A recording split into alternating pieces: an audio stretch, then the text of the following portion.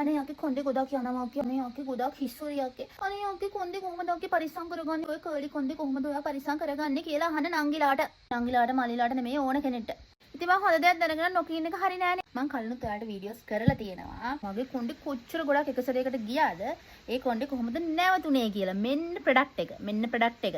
ඔයාගේ හිස්සුරි අයියෝ වගේ කොණ්ඩේ යනවා අයියෝ වගේ කොණ්ඩේ නිකන් පිදුරු ගොඩ වගේ යකේ මොකද්ද කරන්නේ කියලා අහපු අයට මේ තියෙන විසඳුම.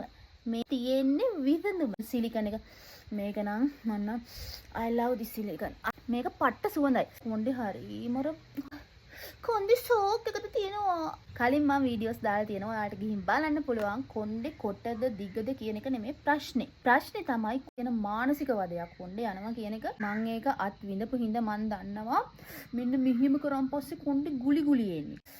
ඒ හැම ප්‍රශ්නයකින්ම ගොඩ ගත්තේ මෙන්න මෙයා බෙස්ට් ප්‍රොඩක්ට්. පනාව මෙහෙම කොණ්ඩේට තියනකොටම කොණ්ඩේ යන්න ගත්තම ඒ දැනෙන වේදනාවගේ කොණ්ඩේ යන කෙනෙක්ට විසඳුමක් දෙන එක මං හිතන විදිහට ඇත්තටම මාරම පිනක්. කිසිම බයක් සැකක් නැතුව ගන්න පුළුවන් සුපිරි ප්‍රොඩක්ට් එකක්. මම ආවට ගියට දේවල් රෙකමන්ඩ් කරන්නේ නැහැ. මං කලින් වීඩියෝ එකෙත් කිව්වා. චුටි බබාලටත් එයාලගේ ස්පෙෂල් hear oil එකක් තියෙනවා. මං පහලින් මෙන්ෂන් කරන්නම් එයාලගේ page එක. ඒක එයාලගේ phone number එක. ඔයාලට ඕනි වැඩි විස්තර එයාට කතා කරලා දැනගන්න පුළුවන්. මේ ප්‍රොඩක්ට් එක ඉවරෙච්ච ඉඳන් මං තව ඕඩර් එකක් දැම්මා. ඒ එක්කම මේ මාසේ එන්ඩ් එක වෙනකොට ඔයාලා මට වඩා මට ඉතින් එච්චර ආදරේ නැහැ නේ කොහොමත්. ඔයාලා ගොඩාක් ආදරේ කරන කෙනෙක්ටත් කේස් යන කේස් එකට තිත තියන්නයි යන්නේ.